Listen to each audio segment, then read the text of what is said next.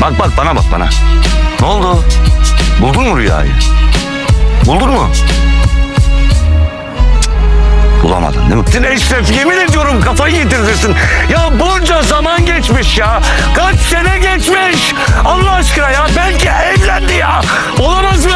Belki evlendi. Çoluğu çocuğu var. Belki çok mutlu. Ya belki yurt dışında yaşıyor ya. Yurt dışında yaşıyor ha. Olamaz mı? Ya belki öldü ha. Mezarda belki. Bitiren o sözü geri kalan öfkesiyle saldırsa da alev. O ateşin önüne geçip oldun bir dev. Ya terk et beni ya da istediğince sev. Sen bin bana ev, şimdi gel ve görev. Alev alev, gözlerin asla getir. Yangınlarıma yağmur indir. Dengemi Gerisi ver. bunu iştir. Biteceksin, Dur da. saçma bir bitiştir. Kolaysa buna beni alıştır. Kalbimi yatıştır. Kırılan sesi gibi olmaz ama gayret et, yapıştır. Bana yazı getir.